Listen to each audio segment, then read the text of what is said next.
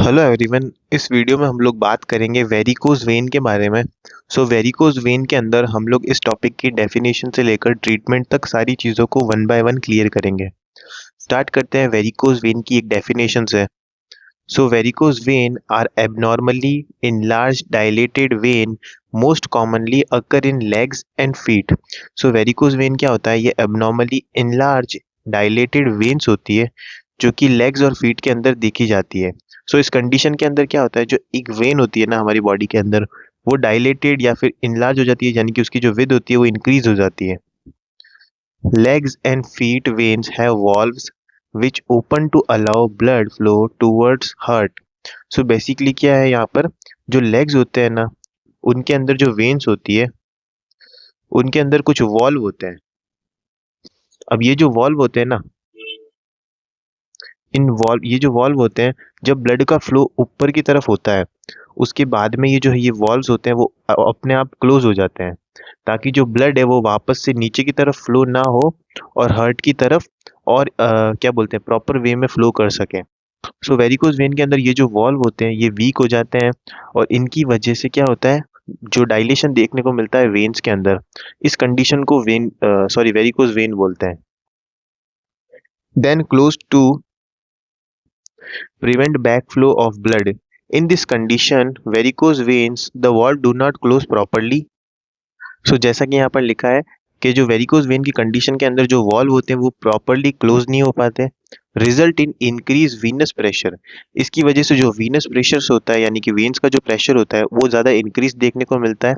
And congestion in when. Congestion in when का यानी कि मतलब होता है वेन्स के अंदर आपको ज़्यादा अमाउंट में ब्लड देखने को मिलेगा, इनलार्जमेंट देखने को मिलेगा।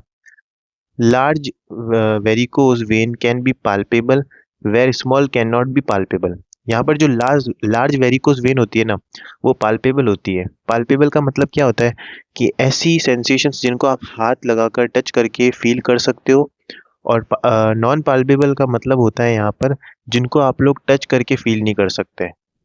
ये थी हमारे पास डेफिनेशन और कुछ इंट्रोडक्शन। अब हम लोग बात करेंगे यहाँ पर कॉजेज और रिस्क फैक्टर्स की। बेसिकली क्या क्या कंडीशंस होती है जिनकी वजह से आपको वेरिकोज वेन अकर होता है किसी पर्सन के अंदर।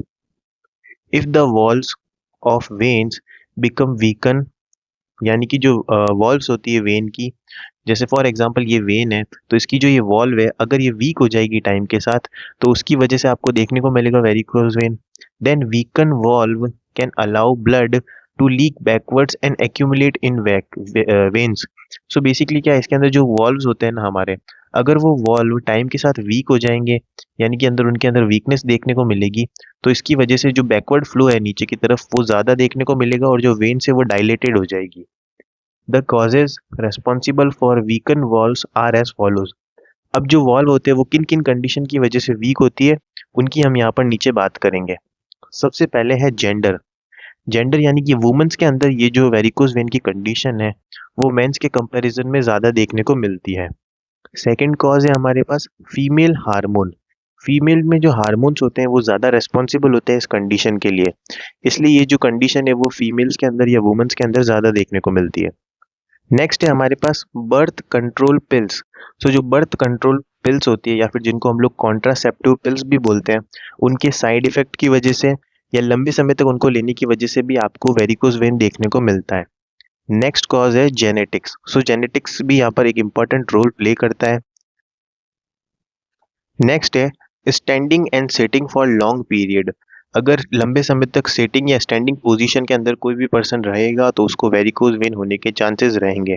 इसके अलावा ट्रॉमा, सेडेंटरी लाइफस्टाइल अगर कोई भी पर्सन फॉलो करता है तो उसकी वजह से भी चांसेस हाई होंगे। मेनोपॉज, वुमेन्स के अंदर मेनोपॉज के बाद ये चीज़ें ज़्यादा देखने को मिलती है। इसके अलावा कॉन्स्टिपेशन या फिर लंबे समय तक कॉन्स्टिपेशन रहने की वजह से भी आपको देखने को मिलेगा। ब्लड क्लॉट्स, अगर हमारे जो ब्लड है उसके अंदर अगर ब्लड क्लॉट का फॉर्मेशन देखने को मिलेगा तो उसकी वजह से भी आपको वेरिकोज वेन होने के चांसेस हो सकते हैं। इंजरी ऑफ लेग्स, लेग्स के अंदर अगर कोई भी इंजरी है या लेग्स के अंदर अगर कोई भी प्रेशर है बाहर की तरफ से, अगर कोई भी प्रेशर अगर लेग्स के ऊपर ज़्यादा फील हुआ है किसी पर्सन को तो उसकी वजह से भी वेरिकोज वेन देखा जाता है। नेक्स्ट है ओबेसिटी और ओवरवेट। ओवरवेट भी इसका एक इम्पॉर्टेंट कॉज है जिसकी वजह से भी देखने को मिलती है वेरिकोज वेन। इंक्रीज एज और हार्मोनल थेरापी, ये दोनों भी इसकी कॉजेज है। सो ये सारे हमारे पास जो कॉजेज थे वो हमने कवर कर लिए हैं। अब हम लोग बात करेंगे साइन एंड सिम्टम्स के बारे में। सो क्या क्या सिम्टम्स देखे जाते हैं वेरिकोज वेन के अंदर, उनकी हम लोग यहाँ पर बात करेंगे। सबसे पहले है इनलार्ज वेन में be visible. So enlarge when जो होगी ना वेरिकोज वेन के अंदर, वो विजिबल भी हो सकती है और नहीं भी विजिबल हो सकती है। वो डिपेंड करती है कि वेन जो है वो कितनी ज़्यादा इनलार्ज है। इसके अलावा नेक्स्ट है स्वेलिंग एंड बल्जिंग वेन। इसके अंदर जो वेन्स होगी वो स्वेल देखने को मिलेगी। बल्जिंग यानी कि वो बाहर की तरफ आपको डायलेटेड देखने को मिल सकती है या बल्ज आउट भी देखने को मिल सकती है। Pain in legs, fullness, heaviness, etching और क्रैम्पिंग, ये सारी सिम्टम्स भी आपको देखने को मिल सकते हैं लेग्स के अंदर। इसके अलावा ड्राई स्किन, जो स्किन है यहाँ पर ड्राई और इरिटेबल भी देखने को मिलती है लेग्स के अंदर। Mild swelling of ankles, ankles के अंदर आपको माइल्ड स्वेलिंग देखने को मिलेगी। फटीग देखने को मिलेगा यानी कि वीकनेस देखने को मिलेगी इस कंडीशन के अंदर। ब्लैकिश और पर्पलिश वेन, ब्लैकिश और पर्पलिश वेन आपको देखने को मिलेगी। स्किन अल्सरेशन और ब्लीडिंग नियर एंकल, नियर जो एंकल वाला जो पार्ट होता है वहां पर ब्लीडिंग और अल्सरेशन देखने के चांसेस ज्यादा रहेंगे। नेक्स्ट हम लोग बात करेंगे कॉम्प्लिकेशन की, यानी कि वेरिकोज वेन को अगर लंबे समय तक ट्रीट ना किया जाए तो उसके चलते क्या क्या कॉम्प्लिकेशन आपको यहाँ पर देखने को मिलते हैं। सबसे पहले है ब्लीडिंग इन लेग्स, लेग्स के अंदर जो ब्लीडिंग है वो ज़्यादा देखने को मिलेगी। वीनस इनसफिशियंसी देखने को मिलेगी। थ्रोम्बोफिलिबिटिस देखने को मिलेगा। अब ये क्या होता है? A condition in which a blood clot in a vein causes inflammation and pain. So basically क्या है, ये हमारे पास एक कंडीशन होती है जिसके अंदर वेन्स के अंदर एक ब्लड क्लॉट का फॉर्मेशन हो जाता है और वो इन्फ्लामेशन और पेन को कॉज करवाता है। इसके अलावा पेनफुल अल्सर्स देखने को मिलेंगे। वीनस रिफ्लक्स डिजीज और पल्मोनरी एम्बोलिज्म भी देखने को मिलता है।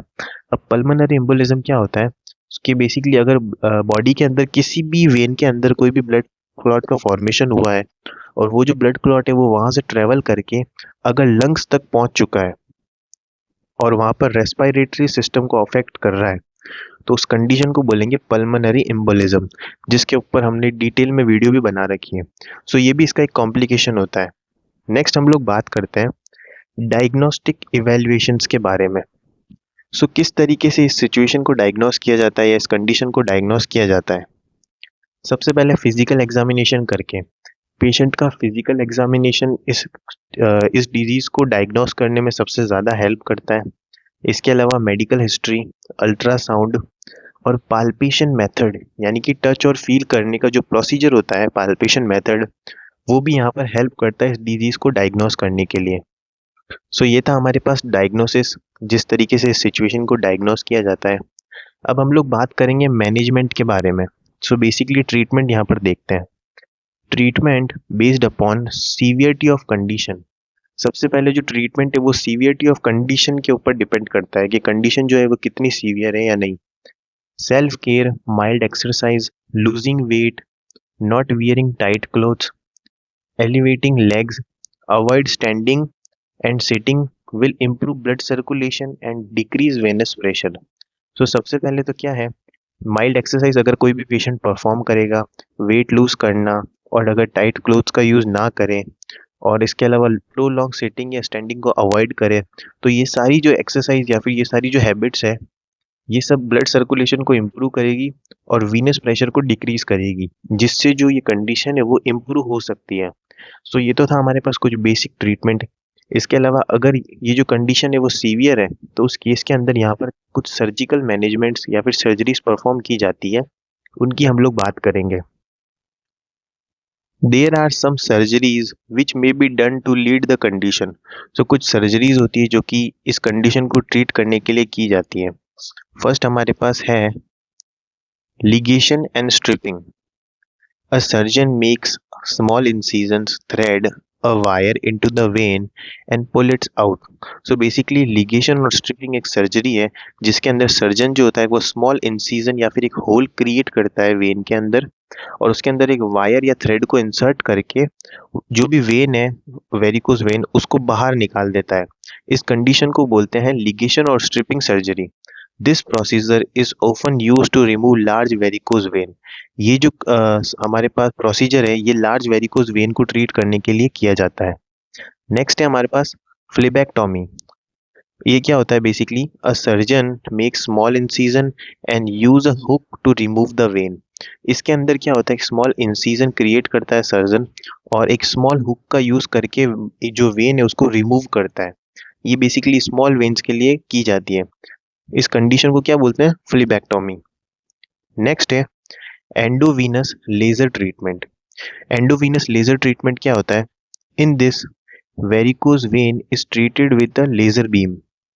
सो इसके अंदर क्या होता है कि जो लेजर बीम होता है ना, उसका हेल्प करके वेरिकोज वेन को ट्रीट किया जाता है, और उस कंडीशन या सर्जिकल मैनेजमेंट को बोलते हैं एंडोवीनस लेजर ट्रीटमेंट। नेक्स्ट है रेडियो फ्रीक्वेंसी एब्लेशन। इसके अंदर क्या होता है? A catheter is inserted into the vein. So एक कैथेटर होता है, उसको वेन के अंदर इंसर्ट किया जाता है, and radio frequency energy is deliver to close the vein. और रेडियो फ्रीक्वेंसी एनर्जी का यूज करके जो वेन है उसको रिमूव किया जाता है। सो लास्ट हमारे पास है स्क्लेरोथेरापी।